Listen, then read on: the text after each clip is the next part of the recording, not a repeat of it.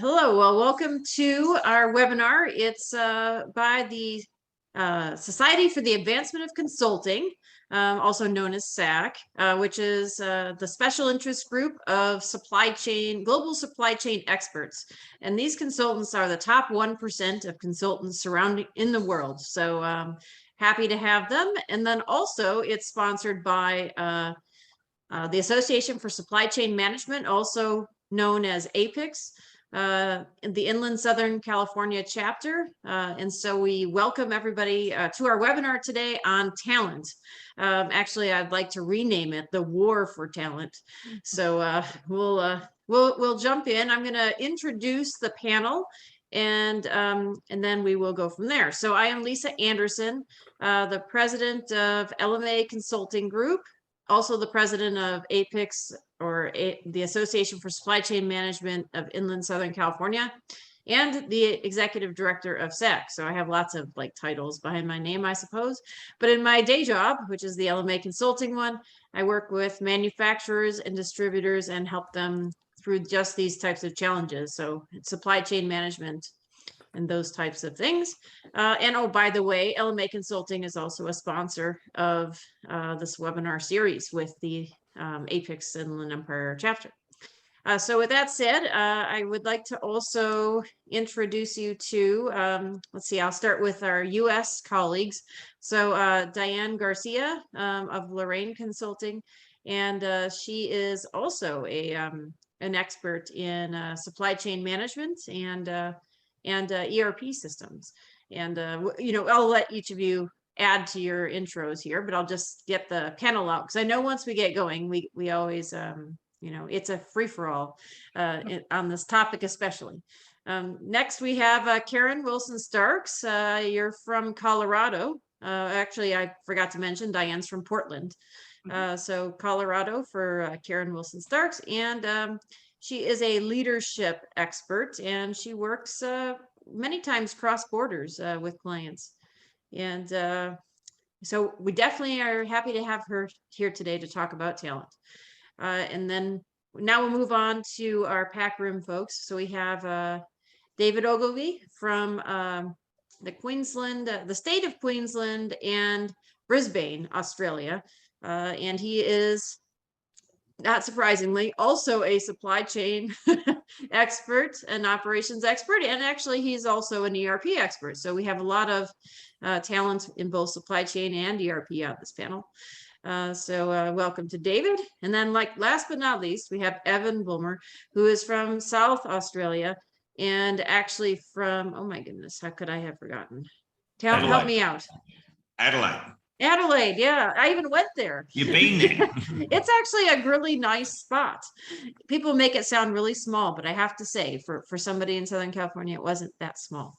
But anyway, Evan is he's an expert in manufacturing and has a long history of a family-owned business related to manufacturing, but he's actually comes up through the finance ranks. Although he's really about making money, I have to say, in your business, and just a really smart businessman. So we're happy to have Evan with us here today. Thank you, Lisa. We'll start off with some questions on talent, and I'd really like to get some participation from the audience. So if you could send us a chat or a Q&A, we may even promote you if we have time so that you can ask your question in person. So you have we consult this group. I mentioned PAC room in the US, but we all have global clients. So we consult around the world with Europe, PAC room, North America, South America. So think through your questions and start asking away. So I guess we'll start off with this. Let's talk about what talent is like in each of our areas, and then we'll go into some ideas, because we all know that we have a war on talent and it's a problem, but what specifically is happening would be of interest. So with that said, since David was just talking about it, it sparked my interest with an interesting statistic. David, go ahead and tell us what's going on in Queensland, Australia, and surrounding areas. Well, thanks, Lisa, and welcome everybody to the webinar. Well, obviously, COVID's had a massive impact on the availability of talent around the globe, I guess.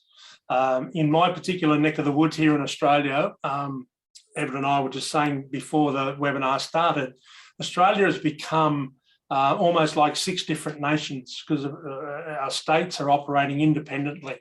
So not only has the federal government closed off our borders and stopped any of the immigration, which Australia has been very highly dependent on for a very long period of time, our own individual states are also locking our borders, and the ability to cross those borders is almost impossible unless you're passing a million damn criteria.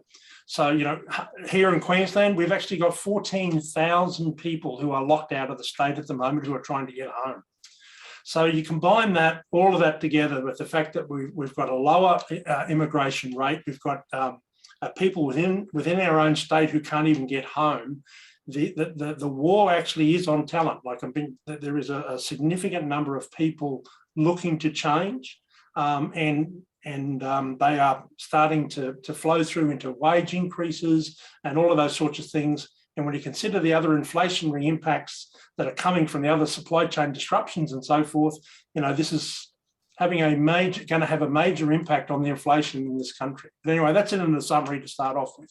All right. A big shortage. Well, since we're in Australia, let's move on to Evan. So Evan, maybe tell us a bit about, you know, the rest of Australia from your point of view. And surrounding areas, actually, if you have, you know. I think David's pretty much nailed it. It's, it strikes me that it's not the first time, we've experienced labour shortages in our industries.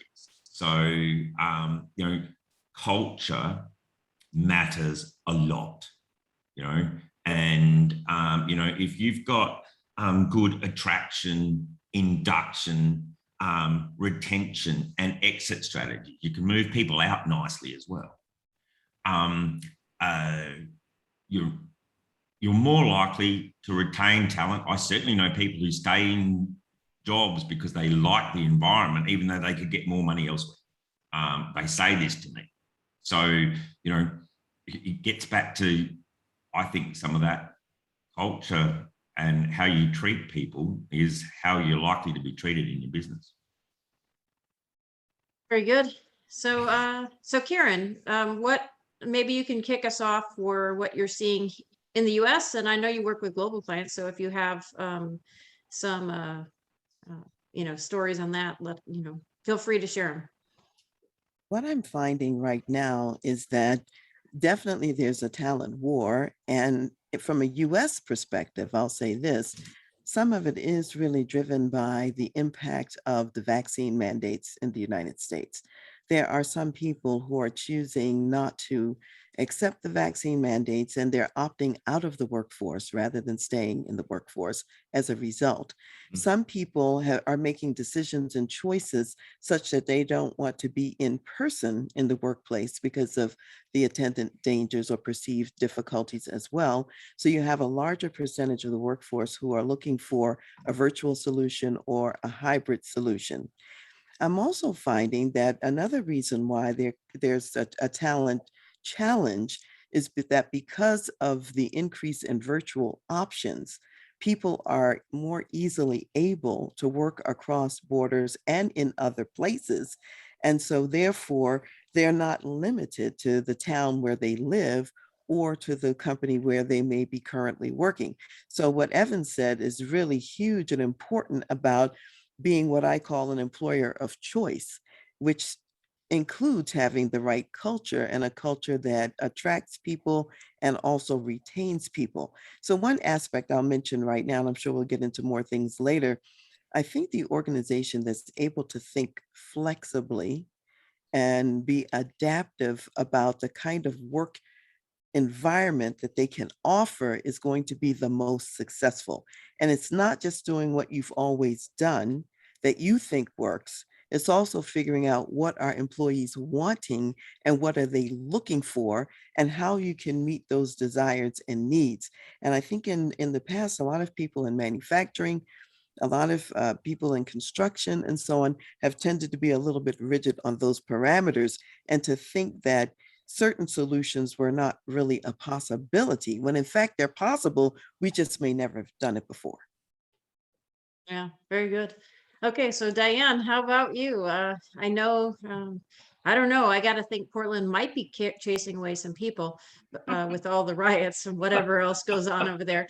But anyway, I know you work actually across borders as well. So do you Yep. have anything to add to their commentary? Yep, I work with manufacturing and distribution companies globally, like you mentioned. And so in North America, along with places like Europe, and then of course, my clients have suppliers all over the globe. I don't know a week, or lately it seems like a day, where I don't hear of, you know, somebody leaving the company. So I think right now, at least in the last few months, the retention piece of the talent shortage has been the focus. Just trying to retain who you have, and you know, fill the gaps of those who are leaving.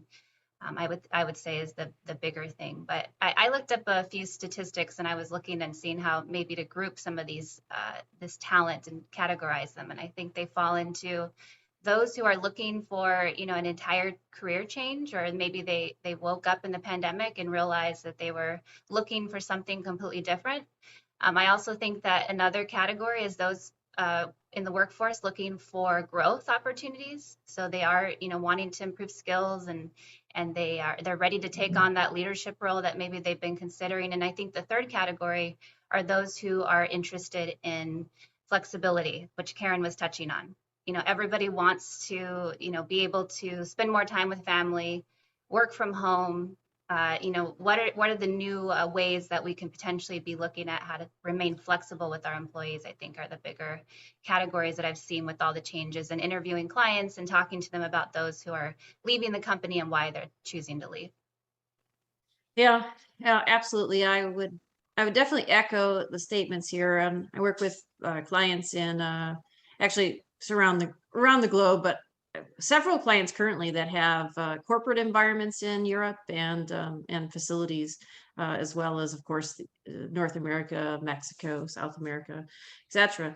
And there is nowhere that I have found anyway in the world that seems to have a surplus of talent. That's for sure.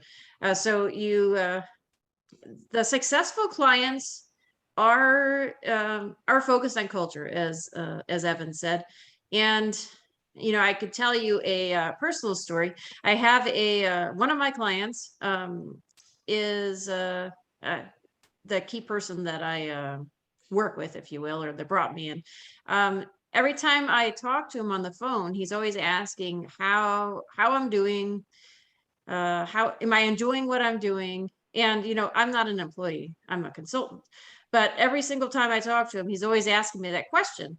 And at first I'm like, well, of course, you know, like, don't worry about me, worry about, you know, the people you're working with. But I have to say, it does go a long way, because when I have all these clients in conflict, because they all have lots of needs, also unexpected needs, I'm always thinking, well, I do like him.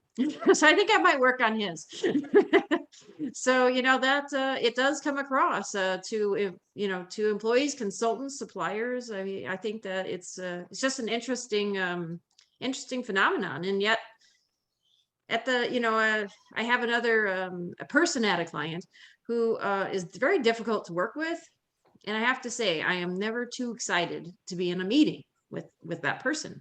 So you know, it's the same for employees. So anyway, I think it's something we all have to be thinking about. It's just challenging to navigate. So with that said, then I think we'll jump over to some ideas of what our panel of experts have. I mean, I know there's no magic bullets here, but there's definitely strategies that we've all found to be successful. So so I don't know, like, who would like to? I want to keep going in the same order. Well, go ahead, David. I see that you raised your hand, so we'll go with that. It's all good. So I agree with Evan and Karen completely when it comes to culture. I think one of the bits that many people are missing, and I see this in lots of projects that I run, I don't think enough effort is made to develop talent. You can either attract it or develop it. Right? And so I don't think there's enough effort put into developing the talent that they already have. And where I see this is when I do ERP implementations, for example, right? So to be able to do those properly, you need to take people out of their regular roles and put them in the project job. You need to be able to backfill them to be able, and almost every company I work with struggles with that concept of releasing those people because they are so valuable to the business. They can't let the smart people and the good people go. And all that tells me is they've not done a good enough job of developing the talent underneath them to be able to release them. You know, it's not like they're going to the moon somewhere and aren't available for help and so forth. So I think the fact that there's not enough effort going on to develop the people they've already got, they're too busy trying to attract other people rather than develop them. And that's just one strategy I think they should look at. Well, I would definitely like to add on to that because with this great resignation and great reshuffling going on out there, I've always been like this fan and like had a lot of passion for retaining talent. But part of that is development. And what I'm seeing is that clients have gotten accustomed to, or companies, executives have gotten accustomed to hiring talent when they really, you know, they need to upgrade fast. I mean, especially in the US, we're all about like fast. Amazon pace, you know, we want it now. So we don't want to wait. We don't want to develop people. Let's leave it to someone else and we'll hire them. Well, that is no longer a possibility. So those clients that were ahead of the curve developing people are much more likely to be successful in this environment. But it's not too late. You better start like now, at least in my assessment. It should always be part of a balanced portfolio, so to speak, right? It's like investing and that sort of stuff, right? It should be part of your day-to-day activities. Well, and I have to make a plug, right? Because this is partly sponsored by the Association for Supply Chain Management, and we offer courses that are really excellent in terms of the fundamentals. When I was a vice president of operations for a mid-market manufacturer, I thought, gosh, this is like the best education ever in terms of getting a good concept of the fundamentals and with instructors that have practical experience. So I definitely would encourage you to, and that's just one option. And by no means is training a solution in and of itself. It has got to be surrounded with other things, but I don't want to take up all the time. So go ahead. Was Karen, were you going to say something? Starting to say something. I think the development piece is huge as far as retention. And if people are starting to move, one of the reasons they move is because the benefit of moving feels and seems greater to them than the benefit of remaining. So that's why I say if you are creating an environment that says you're the employer of choice, people like to learn, people like to grow, they like to expand their skills, their scope, their ability. And if you've, especially younger people, they like to even have that on-the-job coaching and development, the one-on-one building in from their manager, someone who's teaching them the ropes, if you will. I think the more an organization does that, they're going to be able to retain more of their best people. Now, if going to work just simply means I'm coming in to just do my job, I get no investment from the employer, I'm less invested as an employee. It's easier for me to jump ship and go someplace else where I think the grass looks a little bit greener. So I think it's on the employer's side to figure out what does that development look like? What would people be excited about having the opportunity to experience, and making sure that your employees have that so they have a reason to stay. And people will stay, even if there is an opportunity for greater pay somewhere else, if you're investing at this higher level of development. Care about their careers, their career progression as much as they do. And a lot of times, even if there's not a place to be promoted to, just the opportunity to learn new skills and abilities is really important. So that's what I'd say on the development piece. I would also say, you know, on the recruitment end, that quality of life that people are looking for, especially amongst younger employees, is huge. I'm in the older baby boom generation, and baby boomers would work tirelessly for years and forever in the same company. Younger people are not doing that. However, if you have some attractive quality of life considerations, that makes you an employer of choice. It makes it easier for you to do retention. And I would say it's important to have a broader perspective on who you're recruiting. So let me talk about, give an example of a client I'm working with right now. I've got a client I'm working with right now where normally they might recruit in a narrower sphere of people in the construction world. Those people are not readily available for some of the jobs and positions that they need. And so therefore, we're recruiting more broadly in manufacturing in a bigger picture way, because everybody they're looking for is no longer in construction. And so you have to be willing to go outside of the normal lines and say, could somebody else from another industry who has the skills and temperament in general we're looking for, could we bring them in and then train them somewhat in our specific area of expertise? I think that more of that's going to have to be done, because you may not find the people in the same ponds where you used to find them. Yeah, but yeah, absolutely. Well, because it might add on to it, Diane, I know you can probably represent what some of the millennials might be interested in, as well as having some thoughts on this. Although I know you do work tirelessly, so perhaps you're a millennial, you're a baby boomer in disguise or something. So, but what are your thoughts? I was curious about this, so I did some quick research on.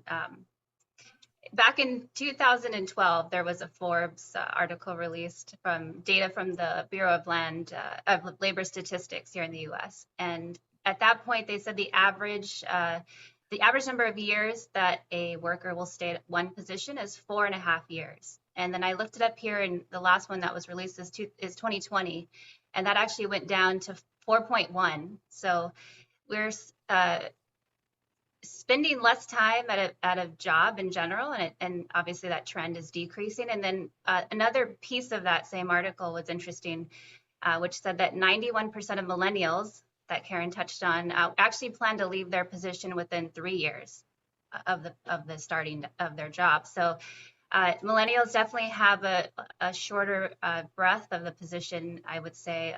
To Lisa's point, I'm probably an exception in that regards. But I do think people are spending less time at their positions, and millennials are making up 35–40% of the workforce, and will continue to do so. So it's something to pay attention to, and to understand that, we're not going to have the same number of tenure coming into these positions and hanging around and staying there. So how do we as company owners and businesses figure out how to create these positions and do some automation and set up ourselves for success as people come in and out, as we're seeing these trends that they will do so. So it is interesting, and I guess I can represent, and I have a lot of colleagues that are in the workforce in these positions, and they don't think twice about this, and it's not all money motivated, like Karen said. It's just they're a little bit more flexible, or perhaps I'm able to feel more fulfilled in my everyday in this position, in this product, in this culture, and so they'll hop jobs very easily. Compared to Yeah, so before. keeping it interesting is also a key item, is what I'm hearing you say. Even for you, I assume. Mm-hmm. So Evan, what do you think? Well, I think this has been a problem for a while, Yes. one way or another, and just highlighted by world events. Strikes me, if you've got a 4.5 or a 4.1 year cycle, like that's how long someone's going to be in your business, you better not take 5 years to train them. That's what I was just thinking. Good point, Evan. The whole process to me needs to be speeded up. And what's interesting is that when you speed it up in an organization, you tend to have to get some coaching type environments going. This is the only way to speed it up, otherwise it's by osmosis, just watch me and you'll get it. Whereas I think organizations need to be a bit more active, particularly when, I hate to generalize, but a lot of millennials, in my view, need some life skills as well as taught how to behave in the workforce, or be, so organizations have to be able to do that. It's no good thinking you're going to get these people and they're going to know how to even behave as human beings. So to me, that culture of, coaching, internally, I'm talking, and speeding that process up so you can get someone in who's done, make them smart quick, get them productive, know they're going to be gone in 3 years. You're going to be more likely to be successful. If it takes you 4.5 years to get payback and they're gone in 3, you're losing money every single time. I think I want to comment on something about that because some employers might be afraid that they'll think to themselves, why should I invest all of this in a person who's been gone in 3 or 4 years? I think that what they have to understand is this is still, in addition to retention, that development culture, that coaching culture is still what attracts people to your organization. So you have a much better chance of getting your next high quality employee because you have a coaching and developing culture. Now, if you don't have that and you're still going to lose the people in 4 years, you're going to have a hard time attracting the next round of talent. So I think that the employers got to keep that in mind. So yeah, you may lose them ultimately out into the marketplace, but you become known as a developer of talent, which attracts more people back to you. That's of value and not to be missed. And if you have the speed that Evan's talking about, you still get to benefit from the development and the investment that you put in. I would also say that companies have to think a lot about developing pipelines before they even get to the company. Like I work in like a lot of specialized industries, it takes years to develop sort of the specialized skills that require apprenticeship, years of training, and so on and so forth. You may have to start down in high school, you may have to start in college, in trade school, you may have to have relationships with those other partners so that you're bringing people to your company even before they're employees, so that you have internship programs and so on, and you're grooming and developing your own pipeline of talent on an ongoing basis. I think that that is helpful too, so that you're strategically thinking about how do I keep people, a stream of qualified people connected to my company and coming in. Yeah, I completely agree with that. A client I worked with a few years ago, pre-pandemic, did a really impressive job of that. Of course, they were a little bit larger, but they did a really impressive job of that. They were actually partnering with the community colleges, offering classes up and down the board, not just like APEX classes, but they were like training machinists and providing all sorts of education, and then they had a funnel, if you will, of skills that were available to them. Doesn't mean that they sailed through the process, but they were much more successful than their counterparts. They had to think of this ahead of time though, because they actually used an additional building for these kinds of things. So like you had to think in advance and like not get rid of extra space, but think, oh, maybe I'll use this for training. Now these days they could have done it virtually as well, but not all of it. So anyway, that's a really good point, Karen. And the other thing, and that comes to mind with what you said, is sounds daunting, but even with high school students, like our APEX chapter actually did one class. We'll be happy that we did one. Well, we did one series of classes. I think there was multiple. We barely survived, I have to say, but we did train like I think it was like 3 sets of high school students or something on the fundamentals of production and inventory management. So that was something else. Now, if we maybe, who knows, but if we get like even a few of them interested in the profession, that goes a long way. Like our instructors were all frustrated, to say the least, because they were feeling bad that they couldn't get everybody to do what they wanted them to do. And I was like, well, what's the difference? I mean, even if you got a couple of people, just consider that a success. So anyway, it just reminds me of that experience. So thanks to our instructor for doing that, because that was like definitely a challenge. I think that what a lot of employers are not used to thinking about is that in today's market and climate, you have to market your kind of job, your kind of employment space. a lot of people may not know that people know what it is to be a teacher. They might know what it is to be a fireman. They know certain things. However, there's so many more professions out there that the average high school person may not even be exposed to. So you are marketing to find who out there might be a good fit in terms of talent and interest. Yeah.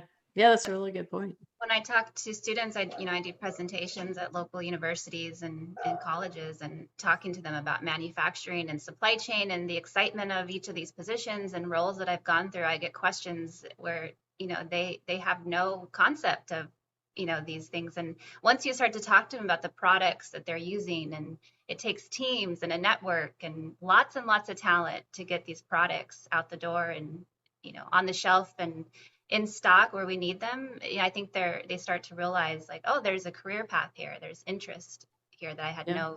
no understanding of before.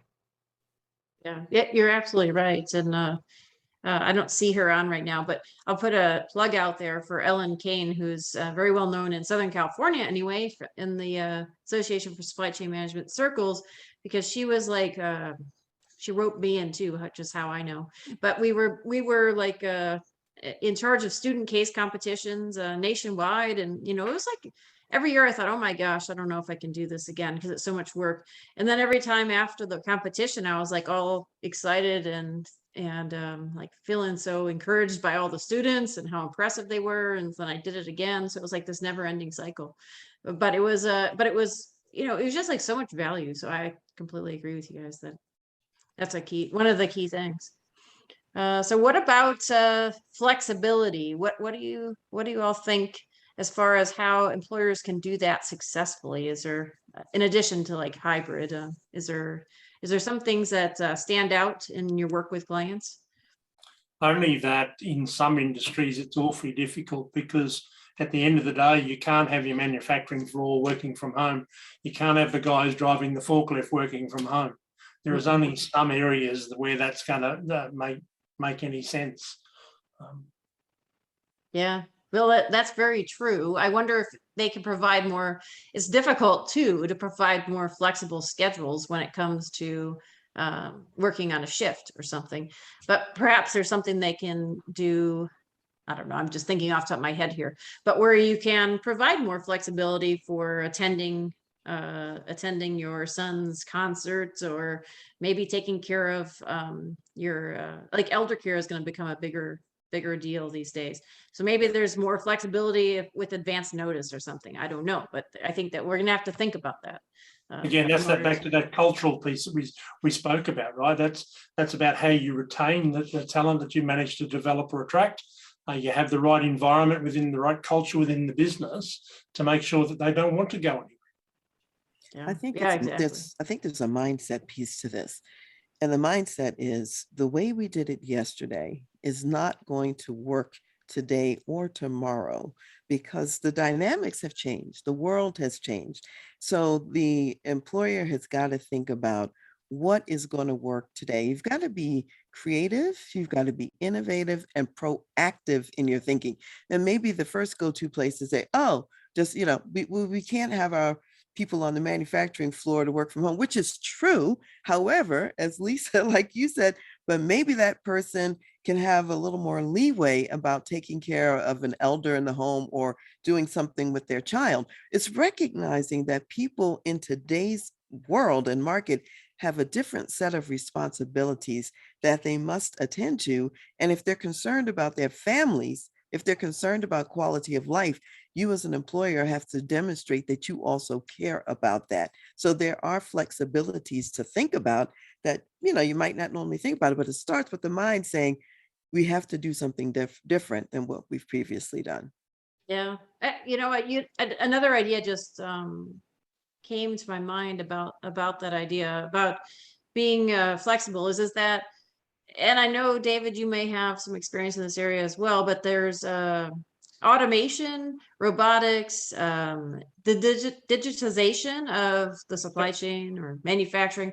I'm wondering if folks invest more and more in technology,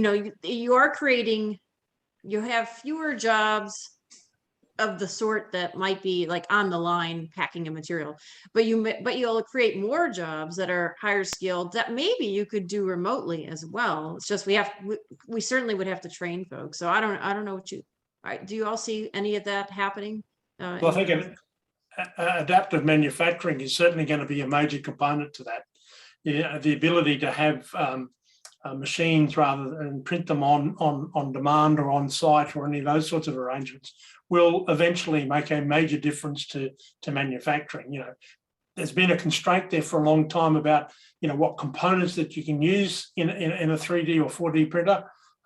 That's been part of the issue, but that technology is now coming to the fore. You can now do 3D printing with actual metals and steels and alloys and those sorts of things. So that will certainly give you another ability to be flexible and to include these sorts of things in there. So maybe the factories don't need to be as big. Maybe they can be scattered across the landscape a little bit more.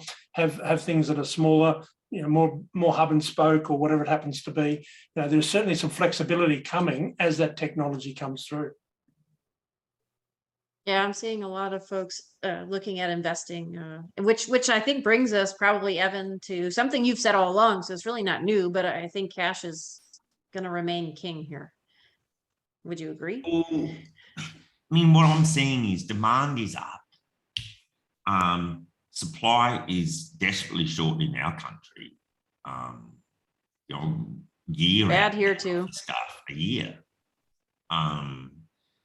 Inflation is kind of coming. There's a shortage of labour, which means wages will get pushed up. So it's, you know, quite an interesting environment to operate in. To me, in that world, your strategy needs to be very clear and flexible. So, you know, you can't be doing things that you shouldn't be doing in this kind of environment. There's no time for that. So, you know, being clear about what your business is and the people you need in it is going to be really critical. Yeah. And the value of your cash is going to get eaten away if you're not careful, right? Yeah. And we're also, mate, we're about to watch a number of businesses get rolled. I mean, it's going to happen. You know what I mean? The fallout of 2 years of the government pumping money in and propping everyone up, you know, and we're about to let it run a bit. It's, you know what I mean? It's going to cough. So I think, you know, being very careful about who your customers are, being very careful about the work you take on, therefore your need for employees. You with me? Yeah, absolutely. You bring up a really good point. I mean, being careful about your suppliers too, because otherwise you won't have supply. But you know, that I think that customer profitability, like understanding where your costs are going, is going to become a more and more relevant topic. To your point, Evan, because who wants to spend all their time on a client they lose money on? It makes no sense. I'll suggest the news, the article in the David State paper was that half the builders in his state are about to go under. Yep. They've been running Ponzi schemes forever, mate. You know, they've been taking the money from the new build and using it to pay for the old build forever. The pandemic's about to catch them all out. That's going to have rippling effects. So, you know what I mean? There's a bit of that going on as well. Just says to me, you know, be very, very clear about who your best customers are, what your business is about, and the key people you need in it, and make sure, you know, you do all the right things around that part of your business. Well, again, I say this almost every webinar. It gets back to business 101. It gets back to doing some of the basics. You've always needed to understand what your cost to serve is. You always needed to understand who your profitable companies, customers were, and who the customers are that are costing you money. But, you know, over time, money's been cheap, all those sorts of things. Those sorts of disciplines have run away. And now we're starting to be exposed, because we haven't got those things in place and we haven't been executing them for a long period of time. Yeah, I think we're going to have to rethink risk too, because the risk-averse clients, I don't mean taking on crazy risk, but the risk-averse clients, meaning the clients who aren't willing to, I don't know, invest in a person ahead of time, or invest in a technology before they need it. I see them like slowly but surely dwindling away, and in some cases quickly quickly dwindling away. So I'm wondering, I'm thinking that we're going to have to start you know, assessing risk rapidly. I mean, smart, you don't want to do crazy things, but I think that that's going to be another thing that's coming out of this. So yeah, and you know, the other thing that, as it relates to risk, I see another participant on this webinar, Elizabeth Glenn, who's in export. She's an export expert. And I think that exports has taken like a hit for sure during the pandemic, but it's like a vast opportunity because, as you guys just said, Australia's like, that's actually scary to me. Like if half of your builders go out of business, like what will that mean? And then I was thinking, Karen, are your builders going to go out of business? I hope not. But anyway, we should be thinking about these things. I don't think so. And what's going to make a difference for them is attending to some of the things that we're already talking about, which is why I'm there. I'm there to help them be proactive and put True. strategies in place before they think they need them, and to think outside of the box now, because it's too late to think about it at the time that you need to implement it, and to really focus on those people strategies, both the recruitment of new talent in, how you treat the talent who's there, all of that. That's what I'm working with my clients on. And also, we've discussed in other webinars, the customer relationship piece, the customer relationship management piece. There are new opportunities there, which left to their own devices, sometimes they can hunker down and focus on the technical part of the job and not see the opportunities on the other part. Yeah, you're absolutely right. I mean, it sounds like we would say this, of course, because we're consultants, but it's really quite true. Is that the good news and the bad news is that, generally speaking, the smarter clients are the ones that bring us on board, and they bring us on board ahead of time, right? But that's it's just I mean, it's good and it's bad, I suppose, but good for the clients that are getting ahead of the curve. And it doesn't have to be with consultants. It's just one of many tools in your toolkit, but be thinking about, you know, how do you do things differently? Work with the competition, bring on a consultant. You know, there's plenty of things to be thinking about. Partner, of course. Because that speed part that someone mentioned earlier is so important. I mean, you could be in a do-it-yourself mode. It's probably going to take you longer. You probably, in most cases, don't have the in-house expertise to do it yourself fast. So that's why it's going to be important to partner with others and to bring in consultants and so on. Yeah, absolutely. More and more, I'm hearing that folks are interested in speed. So they may have talent and hopefully they can retain it, but they're concerned about how fast everything is moving today. So it's definitely something we should pay attention to. The trick to speed, of course, is having your fundamentals right. Otherwise, you know, if you do it as a driving analogy, you end up with the speed wobbles. Right? You need to make sure that you've got your fundamentals right so that you can accelerate when you need to. Yeah, absolutely. Well, and Elizabeth responded here to my comments, and she said basically that exports can be difficult, but as Karen, as you were saying, that being proactive, focusing on the people strategies, identifying those opportunities that are available, and you can be successful. You know, it's true, because like regardless of what I remember another, just so happens to be an export CEO, a CEO that manufactures in the US and exports around the world. She was in a panel discussion several years ago, and she mentioned that she was, I think it was in Brazil that she wanted to sell into, I don't know, somewhere in South America. And it sounded, when she described it, it sounded like horrendous. Like I thought to myself, gosh, that sounds terrible. Why, you know, that does not sound like a pleasant undertaking. But in the end, she ended up being ultra successful. So I think you can come up with a solution to anything. You know, I think maybe going back to what Evan said is figure out what your strengths are, you know, who you need, you know, who your customers are, and like put it all together, and you could make almost anything successful. Diane, do you have there was a question I had for you, but now it's like left my mind because I got distracted on the topic. But do you have any anything to add to that? Well, I definitely agree with what you're saying here, and I was thinking while you guys were talking about a client, and it's not exactly automation, but as far as the flexibility that they can offer, and I know Lisa, you're familiar with this client. They worked on process improvement and how overall they could do more with less, and while they did offer at home or work from home options for employees, a lot of it was like rotating.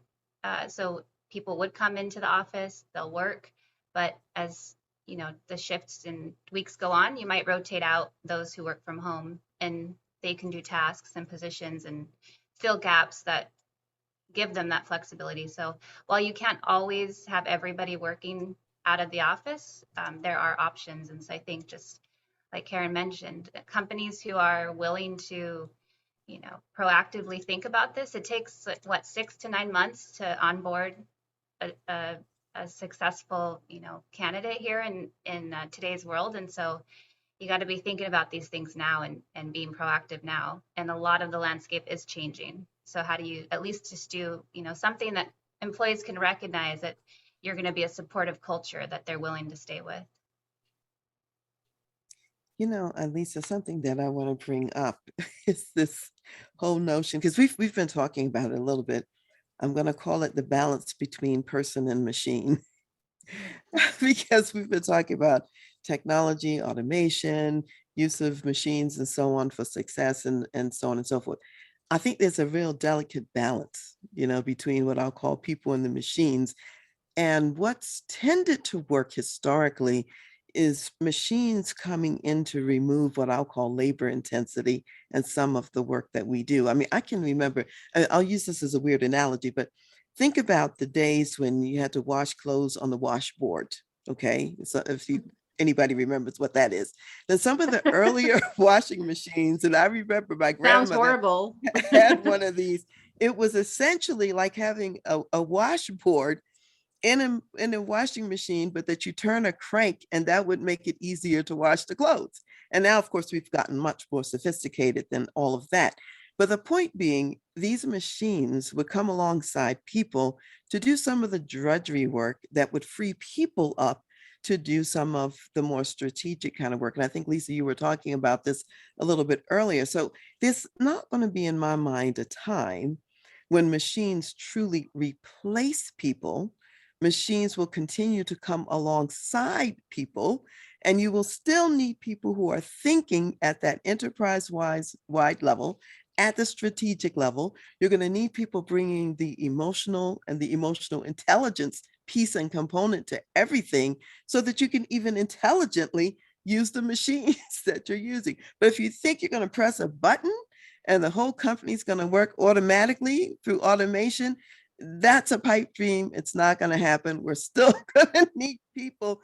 And so I think that companies, and this gets to your point, David, about fundamentals and so on in play, they're going to have to decide what is it that they're about, where machines can help, and where they can best deploy their people, and not have their people doing so much the drudgery work, but the part that's going to create the innovation and the forward movement more quickly. And the critical thinking, right? That's it. Yes. I know it. I know in ERP implementations, particularly when we start doing the design pieces, there's always a rabbit hole that people often fall into, where they want to develop what I call the big red button on the top right-hand corner of the screen. They want to push the button that says, do my job. They just want it all to happen. And that just is never going to be the case.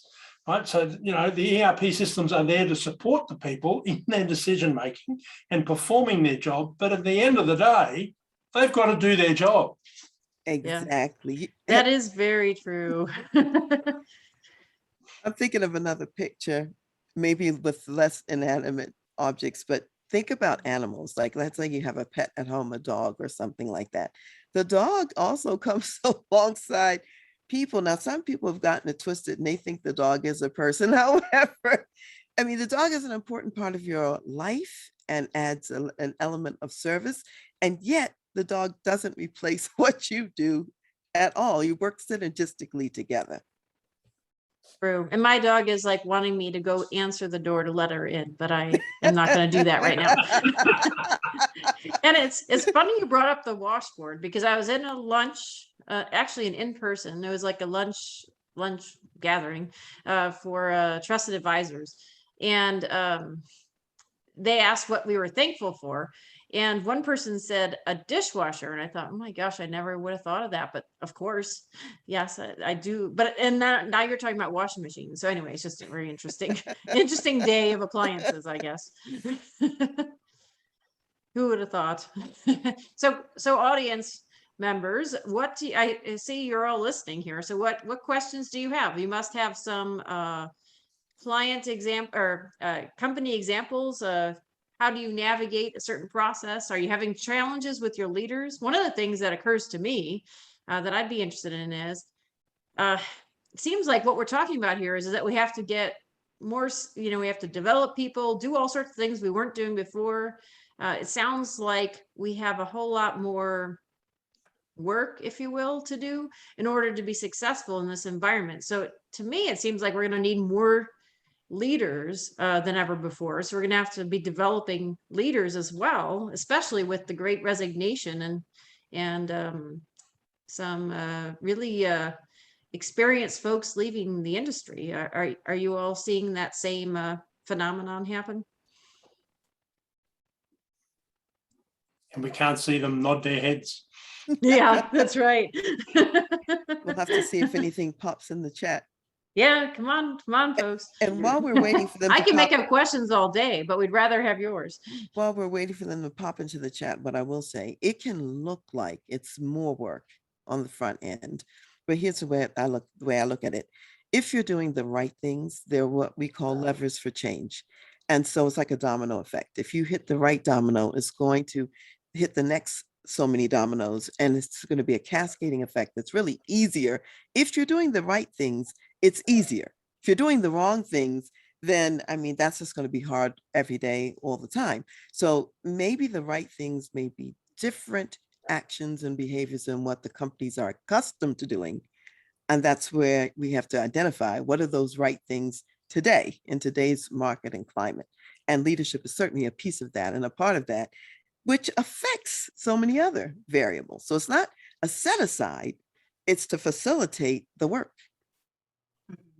Yeah, very true. And getting to know your people so that you can, not everybody is motivated by the same things.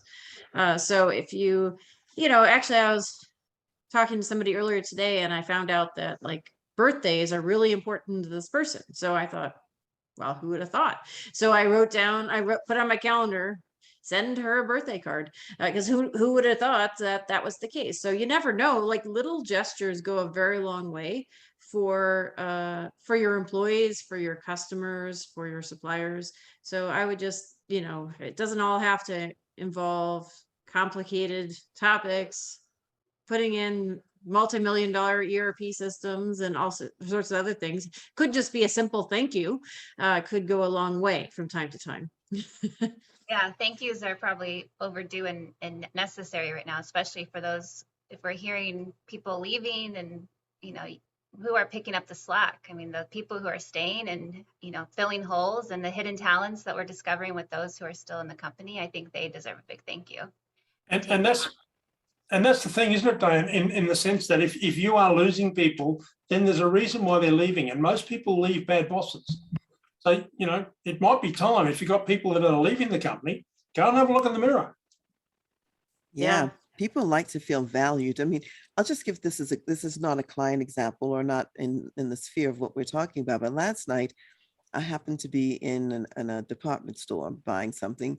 And the person who was the checkout cashier was so pleasant, so customer service oriented, and so positive. And I hadn't seen that in a while.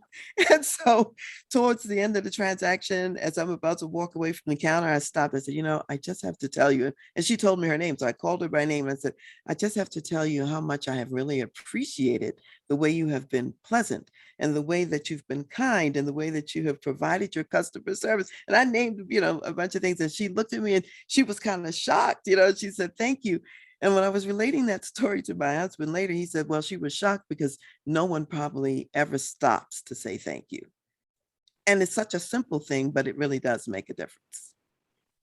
Well, it's funny that you use the word pleasant, because Mhm. earlier today, I was trying to remember, what was I doing? 'Cause every day is so busy, but I was on this like a sage thought leader thing on Twitter of some sort.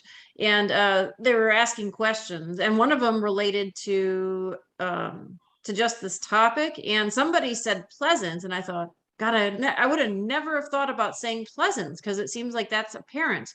But I have to say, these days it may not be so apparent. So it's actually I something can to note. assure you it isn't. Because after that Twitter thing, I went to this lunch, and there was an attorney and a person that does HR benefits, and there was a person who does HR consulting, and they all said that people were very unpleasant, and they were having these problems with employees across the board. So I was like, wow, this is a pleasant or unpleasant day, I guess. Well, someone's Right, written in the chat that, supply chain professional, it's mostly a thankless job. So how much more could we, in essence, pour water on the flowers that are growing by saying thank you, Well, and that's a really good point, actually. As somebody who started my career in production planning, I have to say it's got to be one of the most thankless jobs out there, because somebody's always mad at you. You either have scheduled too much, and finance says that you've used up too much cash, or you haven't scheduled the machines like as optimally as manufacturing thinks you should have, or you've used too much cost, or you've made an unhappy customer, or something somewhere is your fault. So I think that's a really good point, and we should recognize that, because whether you're a manager, an executive, or even just a colleague, I mean, even a thank you from a colleague can go a long way. So it's not like we have to say, hey, leaders, it's all your fault and they don't exist, so who are you going to complain to? So you may as well, if you want to continue working at your company, you might want to consider going sideways. Or if you want your people to continue working at the company with you, think about every day, what's thankworthy? Who can you stop and very specifically thank them for something that they've done or that they're doing to contribute to the success of the company? Every one of us can do that every day. Interesting you say that, Karen, because when Natalie put that comment up there, I was thinking to myself, be the change that you want to see. Make sure that your team is receiving what they need, and then you can use that as the example. You can be the exemplar, and hopefully that will grow. Yeah, I guess we should all go away and thank everybody before we forget. Yay, absolutely. Thank you, Lisa. Thanks for joining So with us. that said, actually we're at the top of the hour, so I would like to say thank you to the panel for participating, because we have, like I said, world-renowned experts in manufacturing, supply chain, leadership. So I'm going to interpret the lack of questions, but I also see no one's has left either. So I think that just means that we're doing a great job, or at least that's the way I wish to interpret it, and pass on the thanks to the panel. So now stay tuned. Thanks to the people for being here too. Yeah, Yeah, absolutely. exactly. It's much nicer to talk to a group of people than it is to talk to ourselves and have folks listen to it on archives later, although I'm happy that we have both. With that said, note that we're going to do another session in next quarter with this group, and with the Association for Supply Chain Management. We actually have a webinar coming up in December where we're going to talk about Brexit, the European Union, and what's happening with supply chain and how that would relate to us. So stay tuned for that. And then in January, we're actually going to have an expert on the ports. So if there isn't something people are focused on these days, it would be the ports. So we're going to have an expert who's going to talk all about that and what could be done, maybe what can't be done, maybe creative ideas, because there are some ingrained institutions, and the ports would be one. So, so with that said, we will wrap up, and we will put this in the archives. And again, thanks to the panel and thanks to the participants. We'll see you next time. Thanks, Thanks, Lisa. Lisa. Thanks, everybody. Thanks, everyone. Take care. See you Thank next time.